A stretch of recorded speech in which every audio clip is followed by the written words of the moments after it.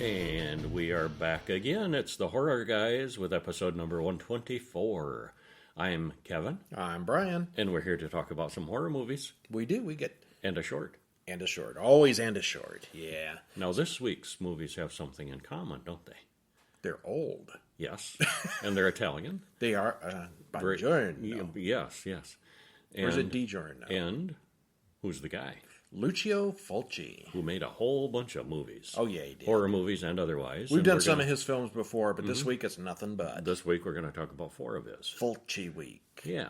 Going to start out with his original zombie movie called Zombi, Z-O-M-B-I. Or maybe Zombie 2, or maybe Zombie Flesh Eaters. Yeah. The title's a little confusing. It's a complicated story. It got released and re-released and chopped and yeah. Yeah, your best bet if you're searching for it is look for Zombie Flesh Eaters from 1980. And it does come up under that. 79. But I'm looking at the IMDb entry right now, and it's as Zombie, with an I, no E at the end, Zombie 2. Yeah. So, yeah, weird. Good luck with that. And yet it's not really a sequel. It sort of is. No, it's really not. Yeah. Then, okay, so that's our first movie with 3 titles. Yeah. Then we're going to have The City of the Living Dead from 1980. The House by the Cemetery from 1981.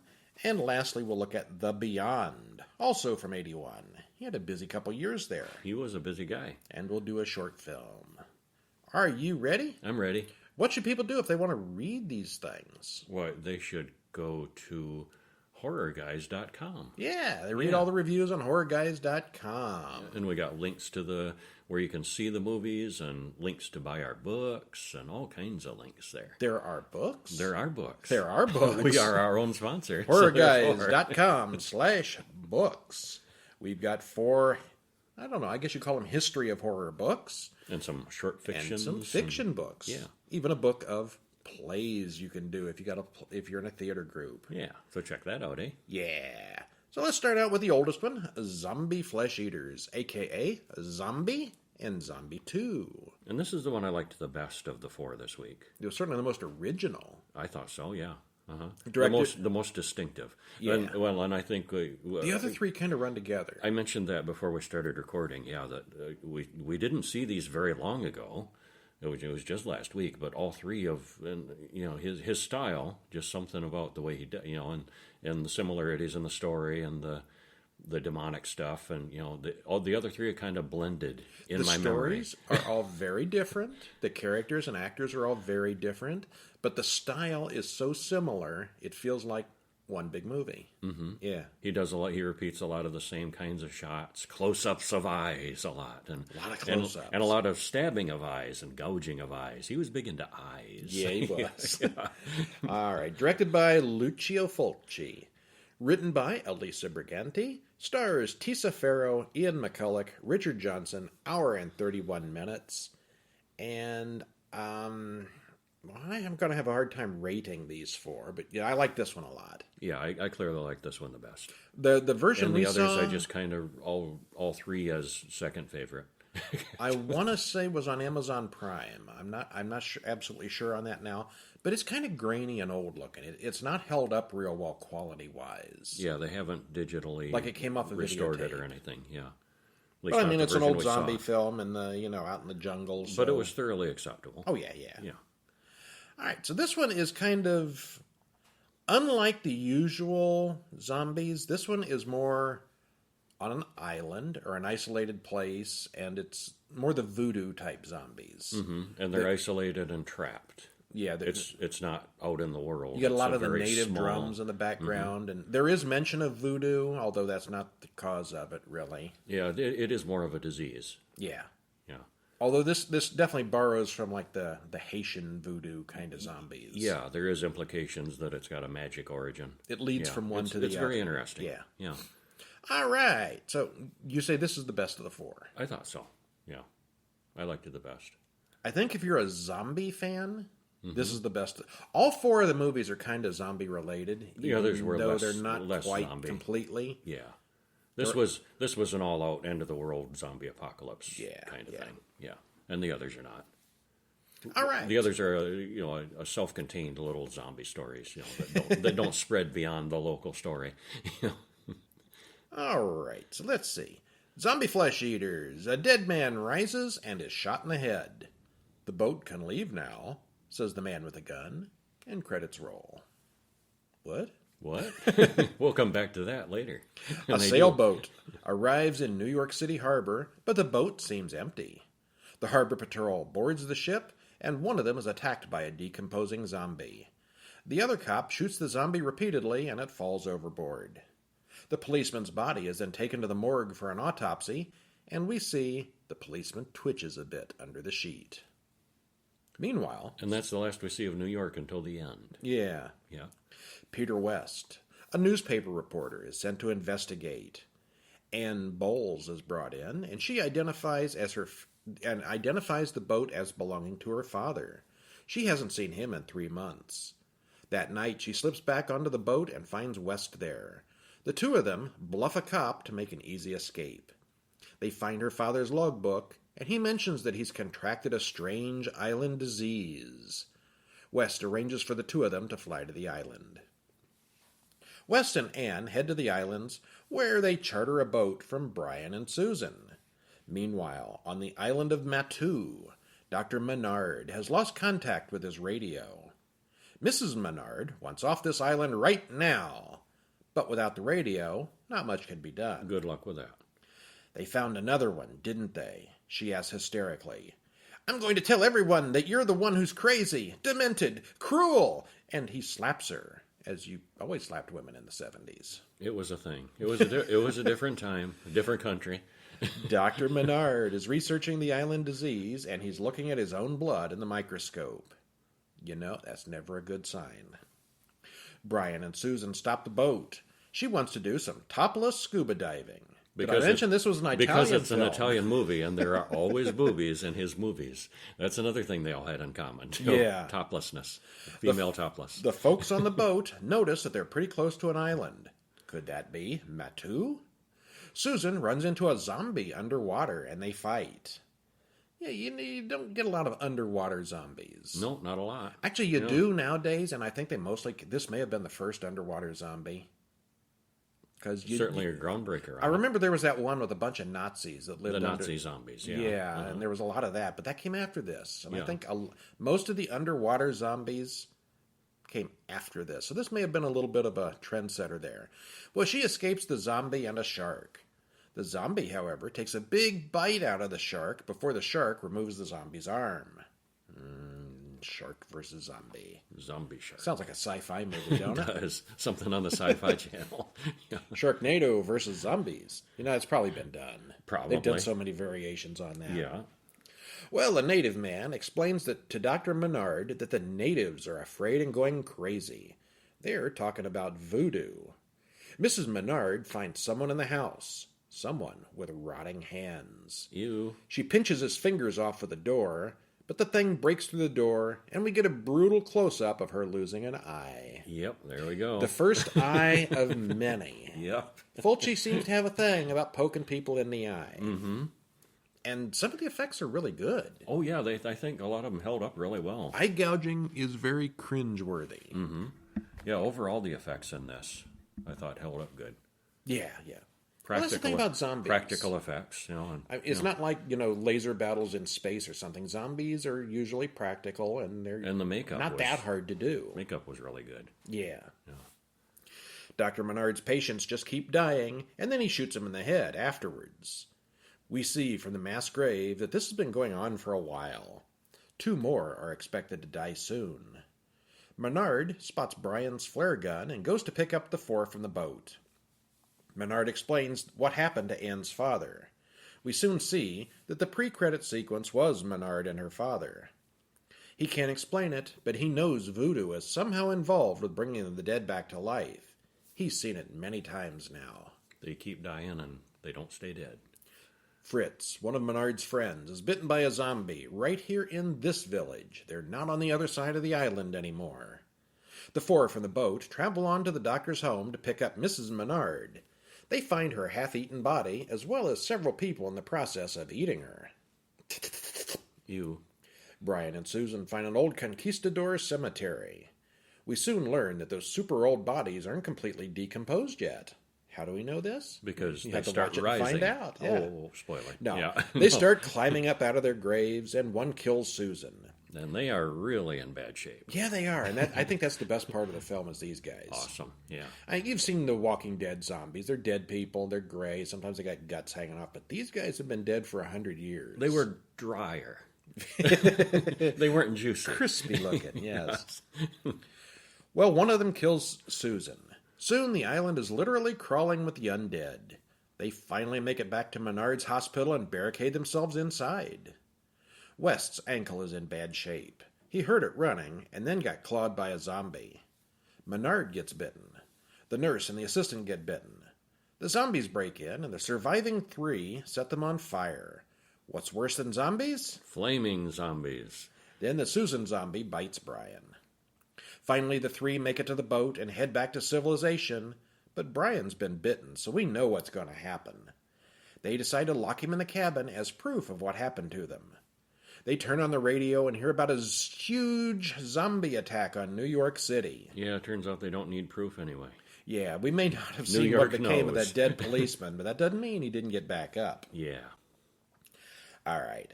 Well, the dubbing here isn't terrible, but it does detract from the film somewhat. I don't know if you can get this in a subtitled version, but the dubbing wasn't great. The drumming, boom, boom, boom, boom, boom, boom, from the natives in the background got monotonous very quickly. A little bit. And there was this high-pitched whine that played every time something creepy was happening that literally made my ears hurt. Huh. It's not a scary sound, it's just annoying. Well, the eye-gouging scene was well done and super effective. The cemetery zombies with the worms and the rot are some of the best rotten zombies I've seen. You definitely get the impression that it's not just the freshly dead getting up this time around, although we never actually see any bare skeletons. No, they've all got some meat on them. Skeletons are zombies too. Well, They're but just, a little drier. yeah, but you got to have the lever action to, be able to move. Yeah. Oh, look at you applying physics and medicine to zombies. Science. It's a little dated, and the film quality is pretty grainy. It looks old, but is a very good film otherwise. And that takes us to the next 3 films, which are kind of in a series. Kinda, sorta. I mean, they're not really related for the most part, but for some reason he considered them like a trio that go together. And in the same universe. Same universe, yeah. Well, the next one is called City of the Living Dead from 1980, and as far as I know, that's the only title. Written and directed by Lucio Fulci. Also written by Dardano Sacchetti. Easy for you to say. Italian. You got to talk with your hands when you say that one. Dardano Sacchetti. Stars Christopher George, Catriona McCall, and Carlo Di Mejo. 1 hour, 33 minutes. And you said that's the only title, but that's the English title. That is the original title was in Italian. De Morti Vivente. Yes.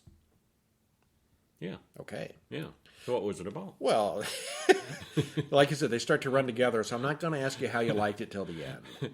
I liked them all okay. I remember liking them all okay. They're all good. Yeah. Watch one of them, and if you like it, then you should watch all 4 of them. Credits roll as we see a red-eyed priest wandering a cemetery in Dunwich. The priest ought to jog your memory. He shows up quite a bit. Yeah. We cut to a group of women doing a seance.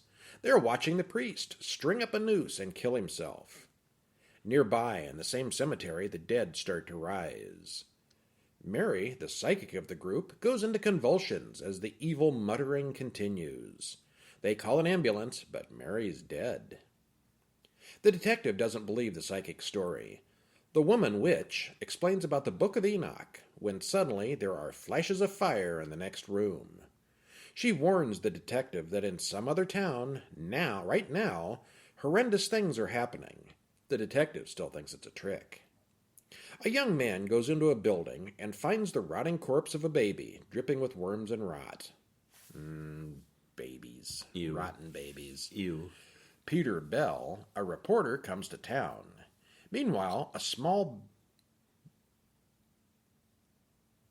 bar. Okay, I thought it was going to say a small bear.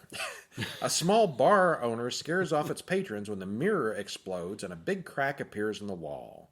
So it's this bar, this little restaurant type place where these 3 guys are hanging out and bad things happen. Supposedly, most of the town has descended from historical witch burners. Belle watches as the cemetery caretakers lower Mary into the ground, and we see that her eyes open just as they finish piling dirt in the hole. Belle halfway hears her knocking as he walks away. And this has to be the lamest burial ever. Would they bury her 6 inches under? Yeah, basically, yeah. Well, Belle hears her knocking as he walks away. He grabs a pick and breaks the coffin open. Mary tells Belle about the city of the dead that she saw in her vision. It's a place called Dunwich. If the gates of hell remain open, it could be the end of the world. And the gates of hell is the idea that kind of ties all three of the films together. It's only a few days until All Saints' Day, and Belle must reclose those gates. Emily goes home to care for Bob, who is the young man we saw with the baby's corpse. Bob runs off, and Father Thomas smears worms on her face. Ew. Yeah, there's a lot of gross out stuff. A With couple... worms and maggots and Eyes. Yeah, Yes. yeah, and eyes. Yeah. A couple is making out in their car and get a glimpse of Father Thomas hanging by his neck. Then he vanishes and reappears right next to their car. Boo. He makes the girl puke up her internal organs while the boyfriend watches in terror. Blech. Yep, and that was another gross out. Yeah, it was. Yeah, there's lots of ew in this. Ew. Father Thomas then pulls the boy's brains out. They find Emily's body, and her father blames Bob.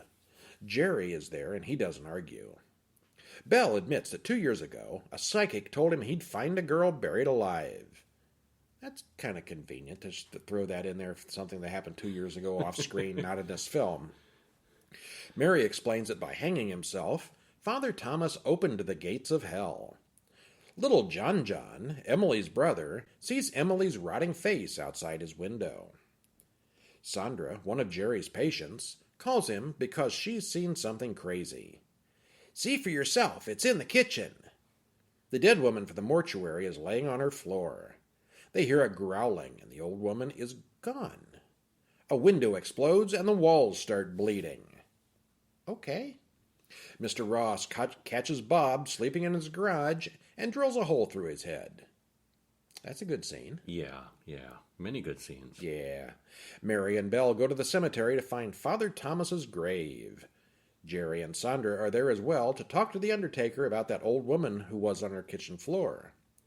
The four share what they know, but then the window blasts open and they're all nearly buried in maggots. Maggots. 20 pounds of real maggots were used for that scene I saw. Yes. Yeah. Ew.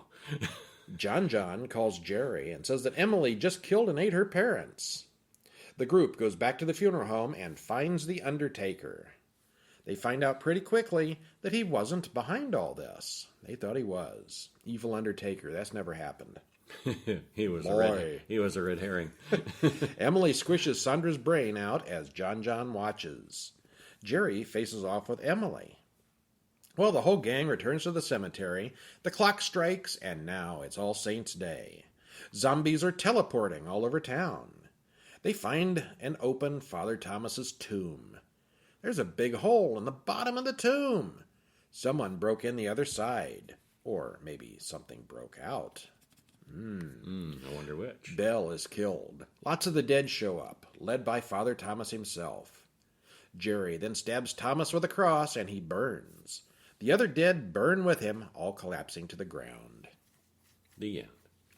Well, the gore is excellent here. I don't quite know how they did the bleeding eyeballs, but it's really good. Yeah, it is. The organ vomiting scene is appropriately meaty. With real organs. Yeah. Yeah, they did use like animal parts. Yeah. Pumped out through a tube, basically. Yeah. The drill through the head trick was done very convincingly as well. But I would still wonder why we were hearing jungle noises, complete with howler monkeys, in downtown Dunwich. That one's a little beyond me. We're outdoors. Let's play some outdoor sounds. Because he likes that sort of thing. All right. Well, there are a few too many characters that only exist just to die off, but all the deaths are kind of cool. There's a long stretch toward the end that has no dialogue, but it's pretty straightforward what happened. Yeah, it's good. Yeah, it was. And now we'll take a break and talk about our short film of the week. A short film Parking Sensor from 2021. Directed by Ray Kermani, written by Inez Swinters, stars Jaden Kermani and Inez Swinters. It's 10 minutes long, and there's a link to IMDb on the show notes so you can find out more about it. What did you think? Did you like it? It was much better than Cats. I'm going to see it again and again. Cats, oh my. Okay, Brian wants me to lie and say I saw it and I loved it. Actually, this was in a online film festival, and I missed it. You had to work that day. Yeah, I had to work that day. I did not see this one, so I'm afraid this is cheating. Just Brian's feedback on this. All right. Well, okay, I liked it. A woman leaves the office. She takes the elevator down to the parking garage. She drops a photo and remembers her son, who recently died in the hospital. She arrives at the garage and walks through the empty place to her car. Well, she starts the car, backs up, and here's the parking sensor warn her that something's back there behind the car. Uh-oh. Uh-oh? Yeah. Well, I don't know that anyone in this particular situation would have ever gotten out of their car twice to check nothing was there, since it was obvious the first time that there was nothing behind the car.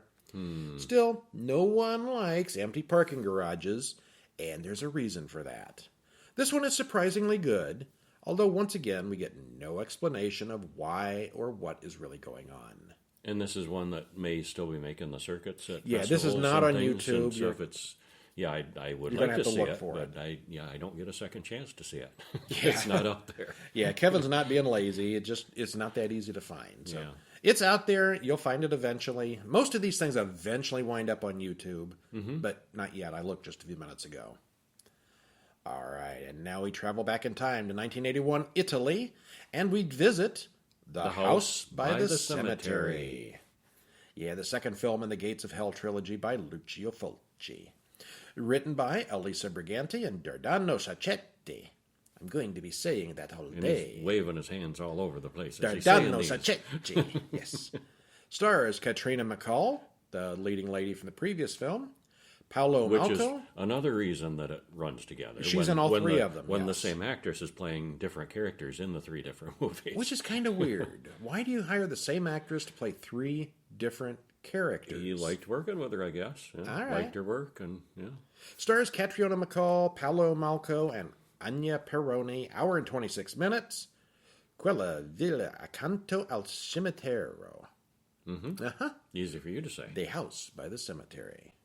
Which not to be confused with The Last House on the Left or The Which Cemetery was Man. quite Different different. films completely. Those were very different films. Yeah. The House by the Cemetery. Well, there's a house. And it's by a cemetery. Believe it or Spoiler. not, it is, yes. Well, the inside of the house is covered in cobwebs and dust, but that doesn't keep a couple from having sex in there. People will have sex just anywhere, won't they? In films, at least. Yeah. Look, it's a sewer with And maggots look, and rats. it's an Let's have Italian. sex. And look, it's an Italian movie with a topless woman. Amazing. Well, the girl calls for Steve, but he's disappeared. She soon finds Steve hanging. You notice the nudity in these almost never has anything to do with the main plot. It's usually like these little teasers Yeah, in the beginning it's a secondary or something. thing. Yeah. But it's always there. Yeah, this director anyway. I don't know if all Italian movies I from this think era all have. Italian movies do it.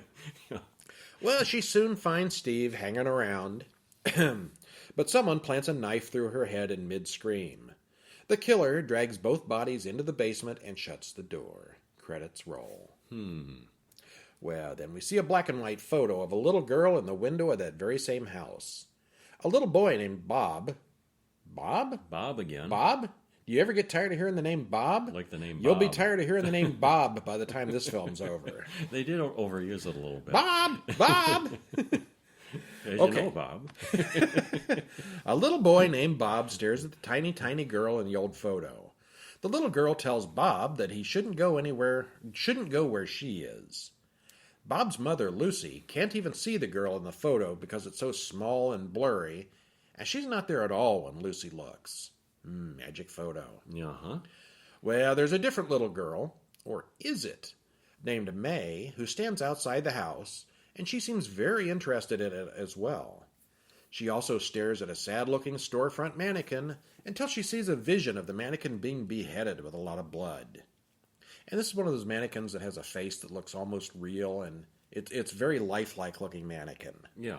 Very More cool. so than you'd see in a normal store. Cool little scene. Bob's father, Dr. Norman Boyle has to travel to New England to that house to finish the work of a colleague, Dr. Peterson, who killed himself and his mistress not long before. So the doctor went crazy, killed himself and his girlfriend, and didn't finish his research work. They go to the leasing agent, and he refers to the house as the Freudstein place. You know, the one by the cemetery. Yeah. Norman acts a little sketchy when asked if he has ever been to the house. You've been to that house before, right, Norman? May and Bob have a conversation from an impossible distance apart.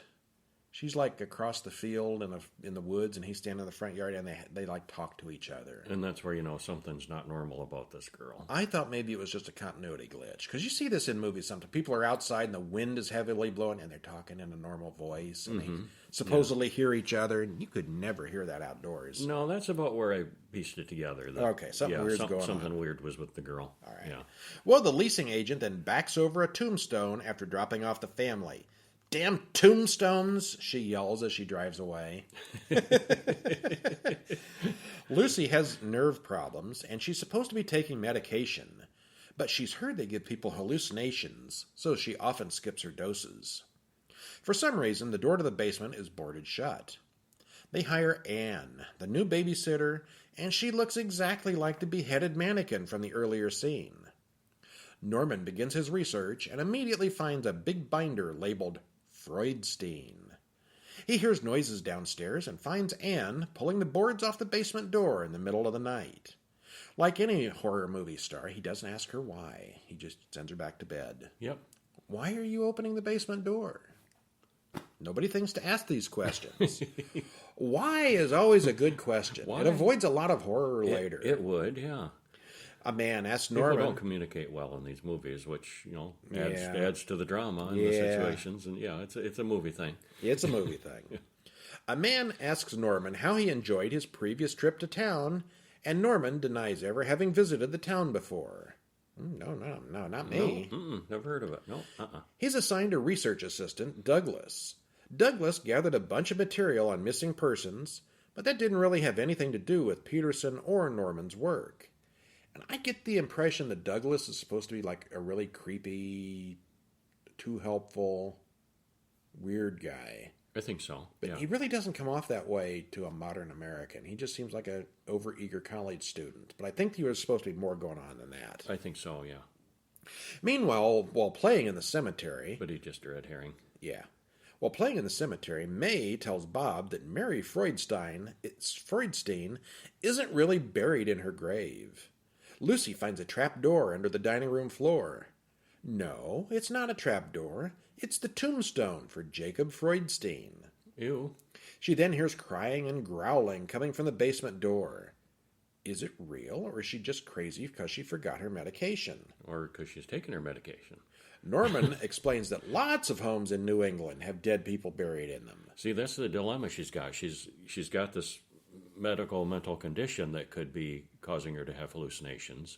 And she also mentions that the medication that is supposed to help her could cause hallucinations. Which makes actual sense. If you're in a situation like that, you don't know what's real. Mm-hmm. So many people in horror movies see these weird, supernatural, crazy things, and they doubt it. And there's nothing wrong with them mentally. They just have doubts. Mm-hmm. At least in her case, she has a reason to doubt. Yeah, a reason to doubt it, yeah.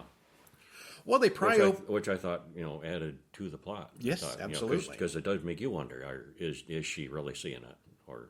Well, we're watching a horror movie. We know that there's a good chance it is real. Yeah, in reality, you would normally just assume you were kind of losing your mind. Yeah. Yeah, I know if I'm hearing voices from the basement and I look in the basement and there's nothing there, I'm going to... That's just me, isn't it? Probably. If it's in a horror movie, it's a good chance there's something going on. Yeah. Well, they pry open the basement door finally. Norman goes down the ancient stairs, and he finds a ring on the floor, which he quietly pockets. Lucy is attacked by a bat, and Norman is really slow in dealing with it. That bat attack just goes on far too long. Yeah, it did. They complain to the realtor again. And that's some bat. That's a brutal bat. Yeah. But when the realtor drops by to tell them about other options, she gets her foot stuck in the hallway tomb, and then something gets stuck in her. Dr. Freudstein was a surgeon from the turn of the century who had a penchant for illegal surgical experiments. Norman thinks Peterson's suicide may be connected to his research on Freudstein somehow. Anne hears Bob crying in the basement and goes down after him. The door locks behind her, and then she finds out that it's not Bob in the basement. Oops. And all along, Anne acts kind of weird and creepy, and you kind of figure she's in on it. And she's not. She's not. Bob soon finds Anne's head rolling down the stairs. He tells Lucy the story, but she doesn't find anything and thinks he just made it up. We see something with yellow cat's eyes in the basement with him, but they don't see it. Later that night, Bob goes back into the basement, and he sees the eyes under the stairs. Lucy tries to open the door, but has trouble with the keys. Norman grabs an axe and hacks at the door. Norman explains that it was Freudstein who has been killing people all along. Meanwhile, Bob is running all over the basement, running into corpse after corpse just hanging from the ceiling. And Norman was just downstairs that morning and found that ring. Didn't see any dead bodies. Where'd these bodies come from all of a sudden? Hung them up fast. Hide them under the bed and then take them out when everybody goes back upstairs. Yeah, that's right. Yeah. Norman and Freudstein fight, but Freudstein is really slow, like a zombie should be. When Norman stabs him, he sees that Freudstein is full of maggots, but that doesn't stop Freudstein from tearing his throat out. He then grabs Lucy and pulls her face down the stairs, one step at a time. Thump, thump, thump, thump, thump, her face slamming on each step. Ow, ow, ow. And it's one of those scenes where Ow, everyone ow, makes ow, you yes. say, oh, you kind of wince a little bit. May lifts Bob out of the brown tomb. Now that Bob's safe, May's mother, Mary Freudstein, tells her it's time to go and save someone else in the future. Mary leads both children back into the cemetery. So Bob becomes a good ghost, too. But we didn't see Bob die. Good ghosts. He just became a ghost. I think he died. We didn't actually get to see it, but yeah. We've seen rotten He died. babies in He these died at films some already. point. They don't seem to have a problem with showing For dead some children. reason they didn't show. Didn't show us him They die. glossed over that, but yeah, he was definitely a ghost with them. At the end, definitely, yeah. Yeah. Well, it's a blood spattery mess, and that's what it is, but in a good way. It's a good mess. It's a good. There good are one. a disturbing numbers of eye-gouging close-ups in this, and it's just kind of weird. Where were all those corpses when Lucy was looking for Anne's head? If you can get past atrocious dubbing, and this one really is atrocious, Bob, and deal with crying children, this is actually a pretty good film. And there's probably a subtitled version out there. Yeah. That's not dubbed. Bob is maybe the most annoying child ever, and it's not really even the actor's fault. No, I didn't think he was that bad in this. The kid was okay, but the voice, it was dubbed by an adult doing a child's voice, and it's pretty. It's just a little terrible. bit grating, I will admit. Yeah, I'm talking about the dubbing here, not the acting necessarily. Right. Yeah. Lucy's dubbing is nearly as bad. There are many instances of crying children sounds, but it's not Bob or May, not mostly. There's just that sound going on. Wah, wah, wah. And there's Bob over in the corner playing with his cars. Clearly, Mary and May were ghosts, and I guess we're supposed to assume that now Bob is as well, although we don't actually see him die. We do see Norman and Lucy die, so why didn't they become ghosts? What was up with the people in town thinking Norman had been there before? That came up several times, and nothing was ever explained or came of it. Don't overthink it. Did Freudenstein look like Norman? Not that we ever heard. Was Norman cheating on his wife coming to town previously? Not that we ever heard. Don't overthink it. You been here before? No. No? Why put that in at all? Oh, well. So I think this one probably has the most plot holes of all of them.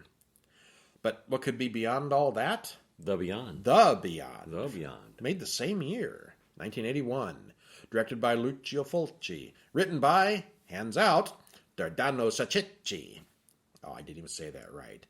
Sacchetti. Stars Catriona McCall, David Warbeck, Cinzia Monreal. 1 hour, 27 minutes. L'Aldila is the Italian name. L'Aldila. All right, Louisiana, 1927. Funny how these Italian movies all take place in America. and have Italian language. This one is Louisiana, where there's another gate to hell, another entrance. All right. Well, Louisiana, 1927. A woman sees a book labeled Ibon. There are eye close-ups as a man paints a landscape painting. A group of men with torches approach in boats. The men confront the painter. "You ungodly warlock!" And then they beat him half to death. They chain him up and take him to the basement, where they nail him to the stone walls and give him fatal chemical burns that eat off half his face. Harsh. The basement just happens to contain one of the 7 gateways to hell, and we all know what that means. Credits roll. And I saw one of the goofs that, there's the basement. In New Orleans, houses don't have basements. Oh, that's a good point. Too floody. Yeah, too floody. Too much at sea level. And, yeah. Well, there is a flood later. Liza Merrill is having her old house restored. Martha and Arthur are her weird servants. One of the workmen falls off a scaffold when he sees someone inside with all white eyes. Dr. McCabe carts the man off to the hospital. The plumber comes to do some work, and he goes down to the basement and finds water leaking from out of the wall. He breaks away the brickwork and finds more than he bargained for. Yeah. We get the patented Fulci eye pop in this scene. Martha finds what's left of Joe the plumber, but really doesn't seem all that surprised for some reason. Liza nearly runs over a woman with white eyes on the road. Her name is Emily. Emily says that Liza needs to give up the hotel, but she can't explain why. Dr. Harris wants to hook up a corpse to his brainwave machine to see what happens. This is in the morgue or medical research place or something with a lot of dead bodies and, researchy equipment. And he's doing science. The corpse has been dead for 60 years, but somehow we see that it has a rhythm. It's never really explained, but I'm assuming that the 60-year-old dead corpse is the guy that was the artist that was buried in the beginning. Mm-hmm. They pulled out Joe, the dead plumber, and they found this other body down there, too. Yeah. This is never really explicitly explained. But yeah, I think that's what it was. Yeah. Somehow we see that the dead body still has a rhythm after 60 years, a brain rhythm. He has to leave the body unattended, and a woman comes in to put clothes on Joe, the dead plumber. I guess maybe that was a thing in the 80s in Italy?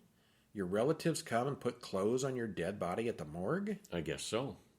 I mean, nowadays, for always that I can remember, the mortician would do that for you. Yeah, the funeral home services would be part of that. Who wants to go not the mortuary. Dress your dead husband or wife or something?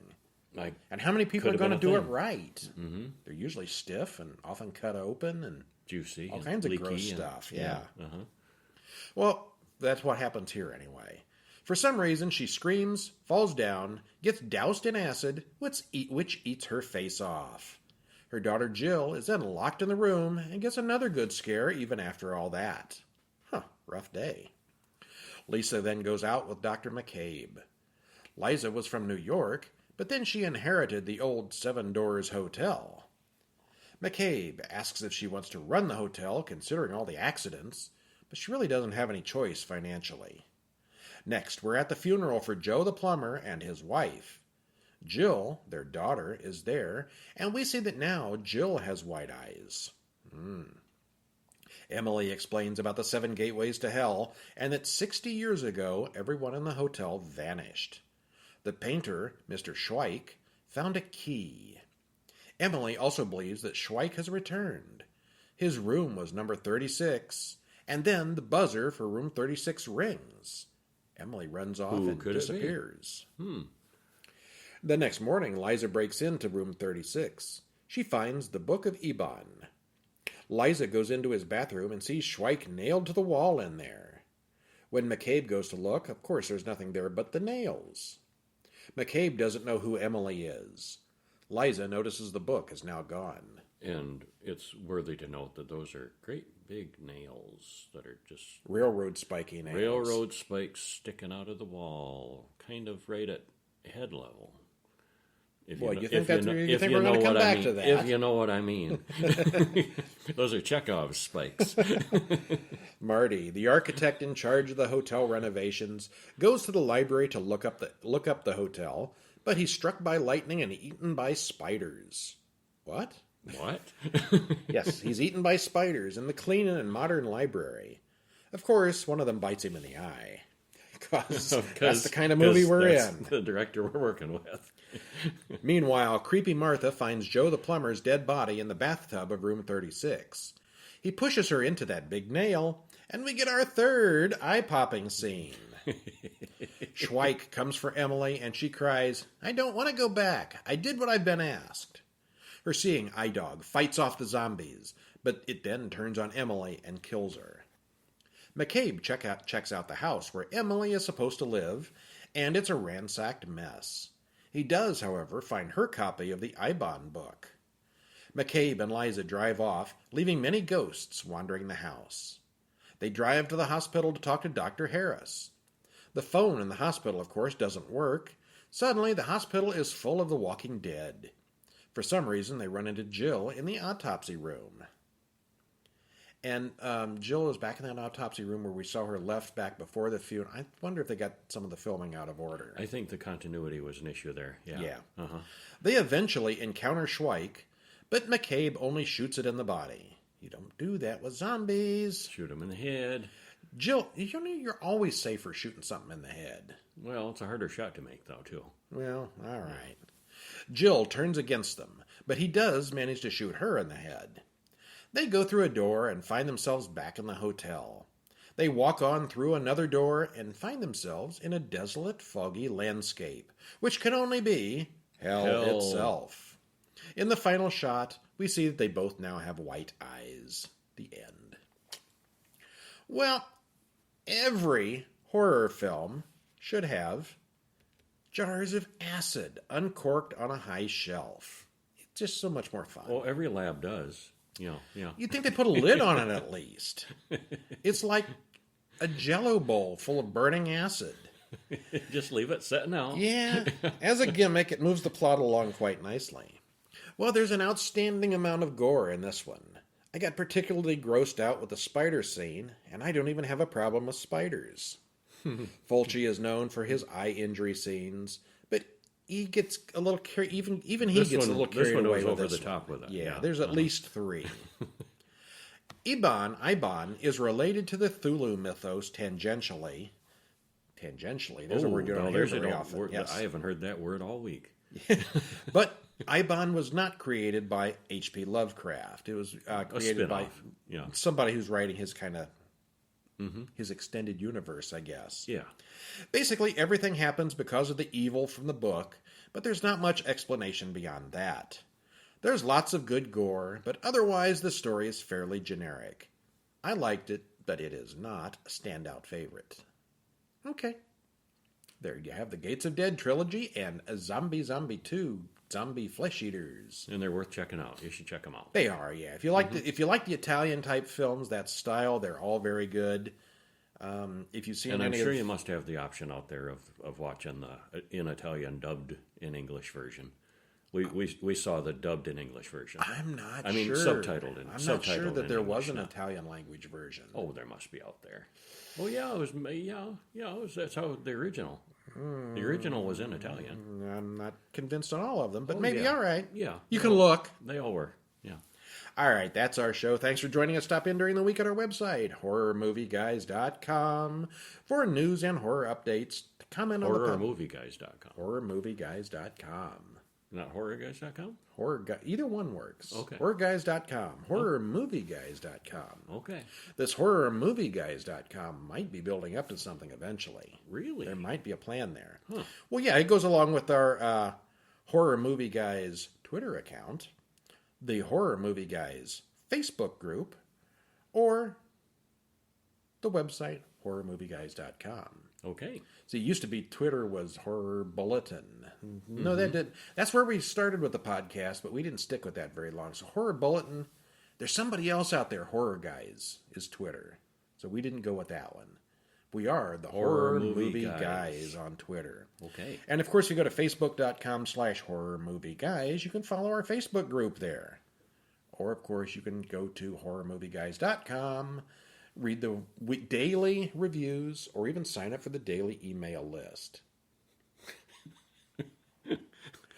Okay, so next week we got more films. What do we have? We have we're gonna see Shudder, Creepshow. Yeah, Yeah. we did, I don't know, last year, I guess, we did an entire year's worth of the Creepshow series one week. And this year, we're going to look at, next week, we're going to look at season 2. Shudder revived that very nicely. 5 episodes of Creepshow. I think it's 9 individual stories, and we will talk about all of them. So you should get caught up. Go over to Shudder, watch all the episodes of Creepshow. Listen Before to we us spoil next them for week you. before Yep. we spoil them for you, and see if you agree with us. I'm Brian, And I'm Kevin. and we'll see you next week. See ya.